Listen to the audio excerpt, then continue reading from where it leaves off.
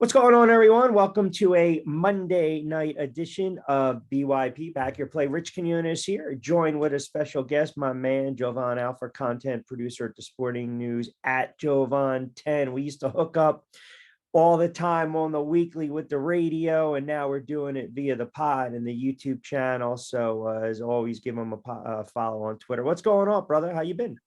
I've been good. How about you? It's been a minute since we last talked. A It lot of has things been. happen It's in what happens, sports. right? Everyone's doing these new gigs and they're moving around and they're traveling and they're trying to stay busy and they're creating their own content, get tired after a while to work for the man. So that's what we're trying to that's what we're trying to accomplish a little bit. But no, I appreciate you making time for a couple moments. Let's get into it because we'll get into the NBA and the NFL. But the baseball news today was ridiculous, right? You got Verlander 2 years at 86 million. You've got Trey Turner 11 years. My goodness, 300 million with your Philadelphia Phillies. What's the instant reaction to that? And have you seen some movement as far as their World Series odds prior to and after that signing? Yeah, when you look at the Phillies just getting Trey Turner, we all, I think, had an idea that they were going to get one of the big four, guys in that list, whether it be Turner, Swanson, Correa, or Bogarts. But their number one guy was Trey Turner. This was the guy they want.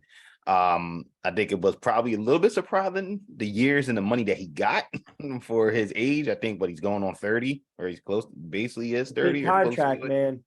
Yeah, it's a huge contract for a team that that doled out big money. Not so much last year to Castellanos and Schwarber, but big money, a few years ago to Harper. So I think for them, they get the guy that they want, that they can put either in the leadoff spot to move Schwarber around that lineup, or put him at the number 2 spot, which isn't bad either, behind Schwarber, which gives him some protection because he didn't have it. At least on that World Series, Schwarber didn't have that protection that he needed, when he was at the leadoff spot. And, it's going to make a huge difference for the offense, especially with Harper going to be out for a significant time. And the World Series odds have changed for him too. I think they were heading into the offseason after World Series, they were 16-1 to win the World Series. And now I've seen about 12-1 on FanDuel. So a little bit of change. Yeah, it did. But you mentioned what it means to the lineup now, especially going on the premise that Harper's 100% healthy, right? Turner, Romuto, Schwarber, Hoskins, Castellanos, Stott. I mean, Brandon Mark. I mean, and it's funny because I thought it was such an unlikely run through the postseason into the World Series. You can make the case the Astros should have won it in 5, but you can also make a case that the Phillies had an opportunity to win it in 6 as well. So, and then you turn around and you see what the Mets did, right? So Philly's got to make a move. Mets got to turn around. I mean, look, that's a great contract for Verlander. It really is, knowing that they just lost DeGrom 2 years, 86. How do you say no to that? No, I think if you're the Mets, I think that contract I think signifies like this is the window, right?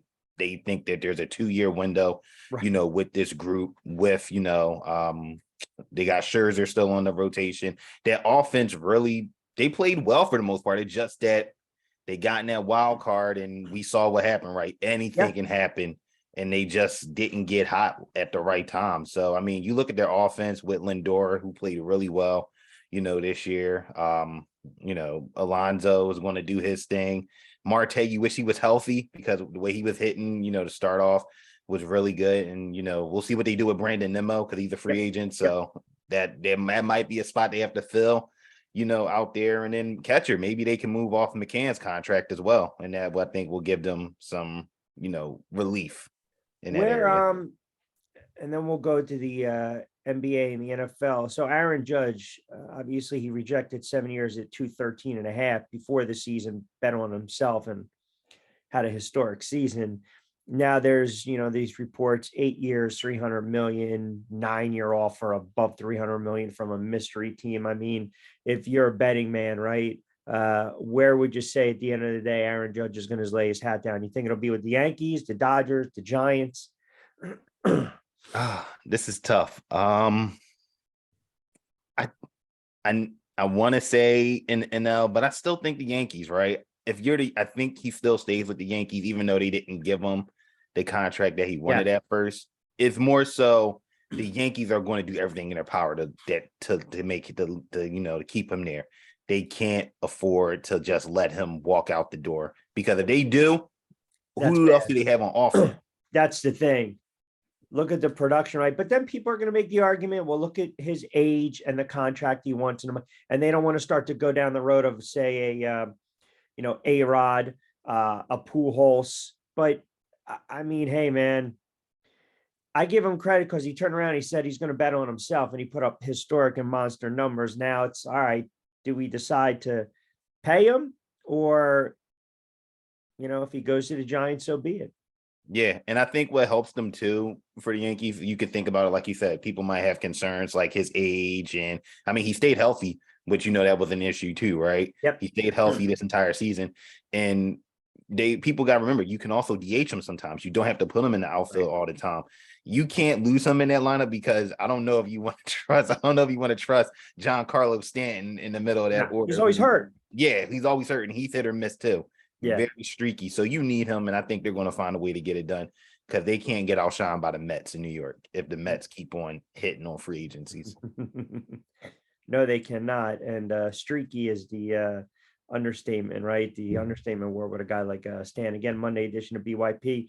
By the way, we're powered by our good friends over at Spooky Express. Rich Quinones here. Jovan Alford joining me for a couple moments. All right, let's switch gears. Let's get into the NBA. Are you still going prop heavy, or did you have that apparition to come to Jesus moment? No, I've been let me say it like this. Since it's been football season, college football, NFL, I've kind of picked my spots here and there at the NBA. But when football season's over, we're all fair enough. I just got a couple games I want to run through. And obviously some will be later tonight, and then tomorrow, Boston against Toronto. Boston is ridiculous, right? 19-5, 8-3 away. Toronto sits at 12-11, 9-2 at home. I think they're laying a point and a half. The total's 228. For me, it's all about Boston, a 1-2 punch of Brown and Tatum. And then you look at Smart, the reigning defensive player of the year. They're getting, the production off their bench. They're deep. I mean, I can just see them again going, another stretch where they win 6, 7, 8, 9, 10 games in a row. And this from a betting standpoint, you're not leading them in that regard, but you're riding them out, because once they start to win 4, 5, then that's going to easily turn into 6, 7, 8. So you can be pretty profitable. Where are you right now with the Celtics? I think the Celtics team, you got to give them credit. They kind of picked up where they left off last season, right? They're not only doing it offensively, they're doing it defensively. Yeah. And that's good to see, right? Their calling card has been defense. Even though they're missing Robert Williams in that front court, they still been able to hold it down. Malcolm Brogdon coming off the bench has been huge for them. I mean, the fact that they got him for what they had to give up for him, I mean, it's a steal, and he's shown up for them so far, and that's depth that they needed, because they didn't necessarily have it last year in the finals with Peyton Pritchard. Yeah. And they had that great run too. And it's funny because you look at the two teams that played in the finals last year. I mean, Golden State finally got their first win on the road. They're still, people think, all right, they're Golden State, they'll figure out. I don't know so much. And then, as we mentioned, Boston just ripping through everyone. Sixers, as we speak tonight, it looks like that line's dropped. And I saw it before at 8.5. It's kind of laying at 8. They're kind of an enigma team, but to be fair, they've been hit hard with the injury bug. I mean, it's unfortunate with Harden and then Maxey and trying to get production off the bench as well. And then you got to watch the big man's minutes, right? Because he's been banged up as well. So is this the year, the season for the Sixers where the window it's shut, it's done? Maybe they get into the playoffs, they get bounced in the first round. I mean, I just don't know. You're banking on getting healthy players back, which is all well and good. But then you look at some of these other teams in the Atlantic and the Eastern Conference, and the Sixers are going to have to play catch up with them. Yeah, they are going to play catch up with them. And I think for the Sixers, it's going to come down to, like you said, health, right? Can they stay healthy? Can they, when they get Maxey back, can they get back clicking on all cylinders? And can that bench, I think that's the huge part. Can the bench continue to pick up their slack? Because we saw when those three players are out, they played really good. And it was like, and you will hope that the light bulb goes off in Doc Rivers, Right. head, like, hey, you actually have bench pieces that know what they're doing, and when you give them the time, they can actually flourish. They can play offense the way you want them to. They can run the offense. They can shoot. They can do whatever you Yep. need. You just have to, let them do it. So I think for them, like, health is going to be the key, and just figuring out your rotation, right? You don't need some games. You don't need Joel Embiid, playing a ton of minutes. This is No. regular season's opportunity where you get a Paul Reed involved. Get Montrezl Harrell going. You get keep Shake Milton going the way he's been playing. You try to get those bench guys in the rhythm and figuring out, because like you said, the Eastern Conference, it's really good. I mean, there's a Yep. lot of good teams in that, that aren't going to go away. It's only going to get tougher once you get into the playoffs, depending on where you're at. I'm looking at, it's not even these props, but some of these futures for NBA MVP, and obviously we always have the usual suspects, right? I mean, but some guys are putting up some monster numbers this year. Mhm. I mean, I don't hear a lot of people talking about what Donovan Mitchell's doing. He's putting up ridiculous numbers. Early on, I think the thing now is, all right, Anthony Davis, 55, boom, boom, boom. Here you go. The Lakers starting to win a couple games. I still think they're a cook team. They're taking on the Cavs. But when you look at Anthony Davis, is he a play for you right now as a good pick for MVP, even though we're 20, 25 games into the season?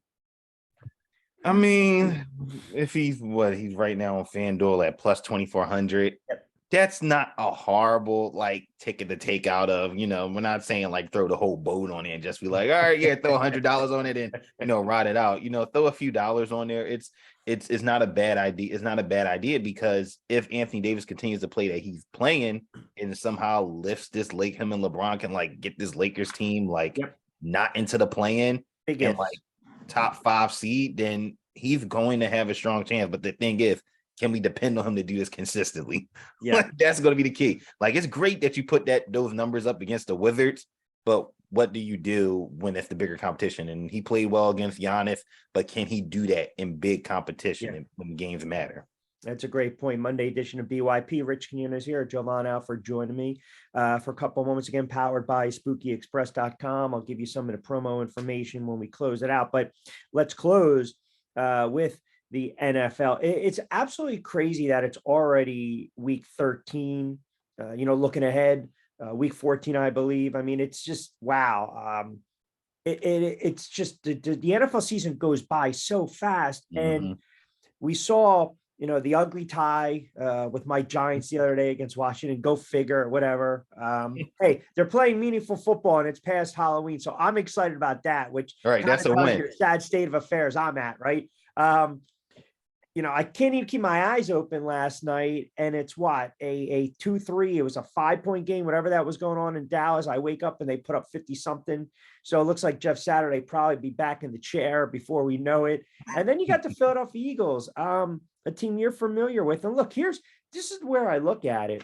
I do the pod during the week with Brandon Jacobs. He said this weeks ago. He said they are the most complete team because they can run the football. They have a passing attack. They got an X factor in the quarterback, and they play defense. They play both sides of the football. And Jovan, I don't get too carried away with who's on your schedule. You have to play who's on your schedule. Correct. I always looked at Tennessee's a pretty good team, and they went out and absolutely destroyed them. Yeah, no, they completely destroyed them. They have to be right now. I don't even think it's a debate. They are the best team in the NFL.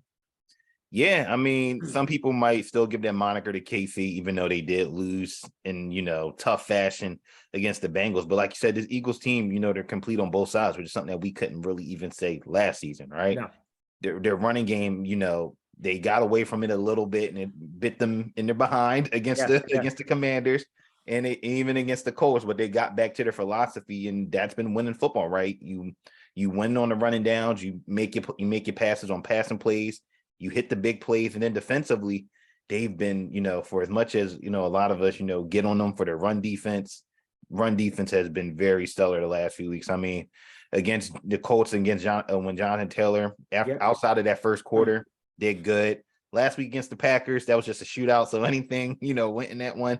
But then what they did to Derrick Henry, like you said, to make him obsolete in that offense, and then to say, all right, no Henry. So Ryan Tannehill, can you beat us? And it's like, no. And you got to give credit. Defense played well. Still with no CJ Gardner-Johnson either, and no Avonte Maddox. So definitely playing complete on both sides of the ball. And the only thing that can stop them really is themselves, like injuries and, them not executing at a high level. I thought a team like San Francisco at full strength, obviously unfortunate with Oh, Jimmy yeah, Garoppolo. 100%.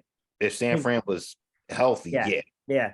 Well, and the funny thing is now, right? We know that Baker Mayfield got released earlier today. I think it's kind of a wish, kind of a whisper, wink, wink, hey, sign me. I was just released and Yep. give me a fresh start. Let me see what I can do, which would really be interesting because some respect, I mean, he's already got the familiarity with Christian McCaffrey, right? With, they had a cup of coffee in Carolina, but he's a guy that I like Jimmy Garoppolo. I feel bad for him. They win when he plays. They have ridiculous weapons. To me, that could have been a balanced team. I don't think Minnesota, even though I picked them to go to the Super Bowl, I didn't expect the Eagles to play at this level. And Dallas, I hate to say it, Dallas sometimes is a lot of jam and jelly and no roll. I mean, they just, right. That's a good one. That's a good one. So feel free to borrow it. Just give me credit, right? That's just how I look at the Dallas Cowboys until I see it. I'll believe it. And the whole thing would go out and sign Beckham or he should sign with the Giants. First of all, it's so ridiculous because you don't even know if he's going to be healthy. You don't even know if this is a ploy. You don't even know if he uses it to leverage. And who's to say if he's signed somewhere, he's going to make that instant impact. So the Cowboys got to treat it as we're going forward with these guys, but I just don't think, I think they're a soft team. They're good, but mentally, I don't think they can go into Philadelphia on the road come January and beat the Eagles. Yeah, that's the thing with the Cowboys, right? And like you said, they, Colts were in that game, then they dropped, obviously they go off. And it's almost like we saw this from the Cowboys last year, right? They just go off stat padding against teams and then playoff time comes around and they're not that same team with that same energy. They don't keep that same energy from blowing teams out in the regular season into the postseason. And I think for them is going to be, like you said, you can't wait on Odell Beckham. No team can, because at this point in the season, you can't get them up to speed. No, you can't. 14. There's no point. You have to ride out with what you have. Yep. And a lot of it's going to fall on the quarterback and the head coach. Can the quarterback and the head coach do some things? And McCarthy, I don't know. I really don't know. No, I'm not the biggest Sirianni fan. I just look at him and I'm like, this dude just looks like he's just got a punchable face, man. I'm not a fan of his, but hey, man, they play for him. Maybe it's because I can't get out of, what was it, last year when he's talking about growing like a flower. Yeah, the flower, yeah. Maybe that's it. But Jalen Hurts, you have to put him in the MVP conversation. The legs, the arm, the decision-making. He's a gamer. He's gutty. They play for him. I'll still give you the Burrows. I'll still give you the Mahomes, the Micah Parsons. I have no problem with that. But, man, it's just, his numbers might not be gaudy, but when I watch him play and he's throwing 2-3 touchdowns and 275 to 300 and another 45 scrambling and rushing, I'm saying to myself, this guy's like the X factor, man. If you can't slow him down, it starts and ends with him. If he continues trending up like this, I don't see why you don't give him some recognition as a NFL MVP. Yeah, I mean, NFL MVP or Offensive Player of the Year, right? He's got to be in the conversation for both of those awards. This season from him almost reminds me of the Lamar MVP season, right? Because Lamar was the same guy. Wasn't really beating guys, with his arm. He could do it, but he was also killing teams on the run. So being able to have that dynamic factor, and when it's working at an efficient rate, it's tough to defend. And like you said, also the key for him, the turnovers. There haven't been a ton of turnovers. He's done a great job of protecting the football. And that's the number one thing at quarterback, right? It doesn't matter how many touchdowns you throw, how many yards you throw. You can't protect the ball, then you're going to put your team behind the 8 ball. So you got to give credit to Hurts, and that coaching staff, the offense, them going out and getting him and AJ Brown, them committing to the run game, and just him having consistency, right? Having an offensive coordinator in the same system for 2 years in a row, which he hasn't had since high school. Yep. He'll be able to have that consistency. I think we're starting to see, those those things, start to develop and start to really come to fruition for him. All right, two more before I let you get out of here. Denver, I think that's a 240 something on $1 million mistake. And I'll go on record and saying shame on me, because I thought the Giants maybe were going to kick the tires with Russell Wilson.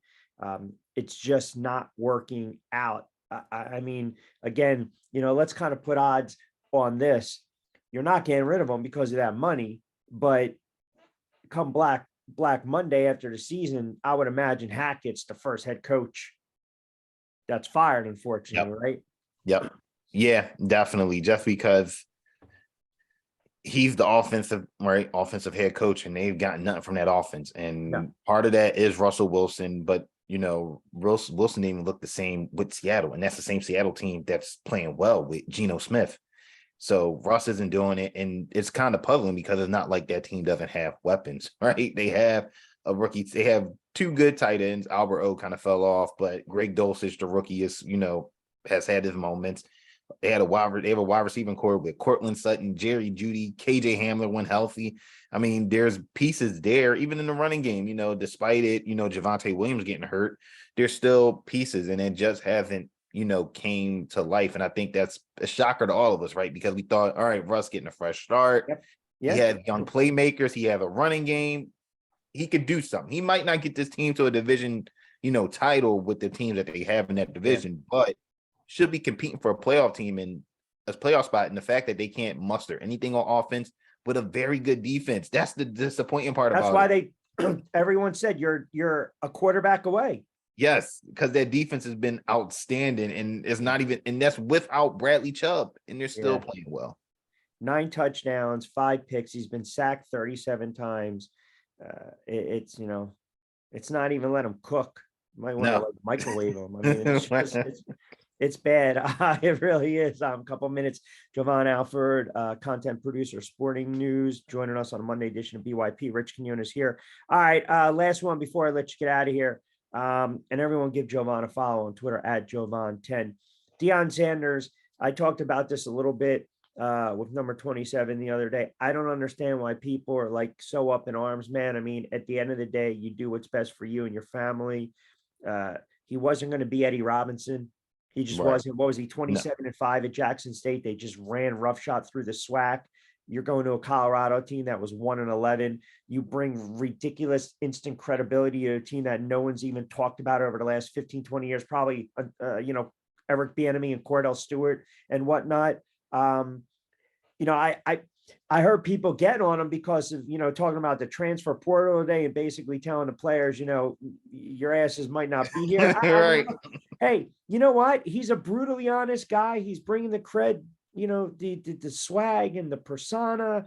You're going to see the Deion effect, so to speak. I don't know. I just think it's foolish. I can't really debate someone that says he left Jackson State high and dry. I don't believe that's the case. And Brandon and I talked about it the other day, and he's like, absolutely not, man. He's like, what you want to do is have your career ascend, and now you have an opportunity to do that.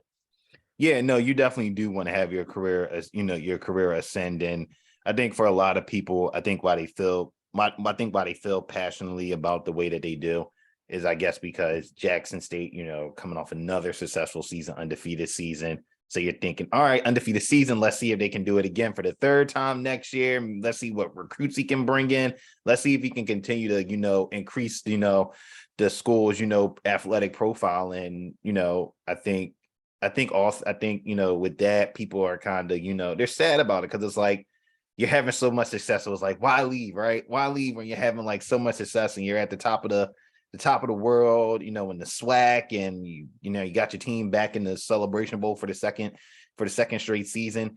I think that's why, people do feel, certain type of way and feel like, all right, maybe he just used, the school as a stepping stone to get where, he wanted to be. Some people will make that correlation or say, he was telling HBCUs, to not take,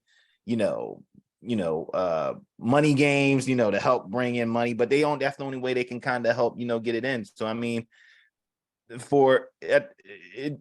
he raised the profile for HBCU football. I think it's still going to be good. I mean, you still have a lot of great coaches, down there. Willie Simmons and FAMU, you know, Hugh Jackson's at Grambling. Eddie George is at Tennessee State, which plays in the OVC, so they're not in the SWAC or MEAC. But there's a lot of great coaches still down there, and you got to think that people are still going to come to Jackson State, and if you're Jackson State, you got to be able to get just build off that momentum.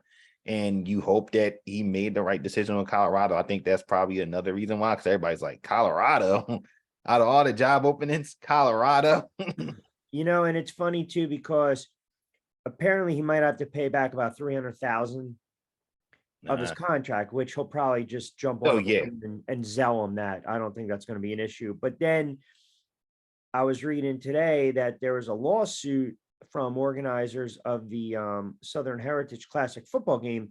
Sanders said he was pulling Jackson State out of after playing in the game for 30 years, 2 years before its contract with the organizers ended. So I don't know, man. He put money into that, the facilities, the athletic department. I think maybe because he gave him such a high profile name and face, they're almost like a scorned, a lover, a scorned ex, don't leave. Why are you leaving me now? But they have to understand this is good, because you're saying, hey, here's a African-American player, great in college, Hall of Famer, head coach in a historically Black college, university, turns it around, undefeated.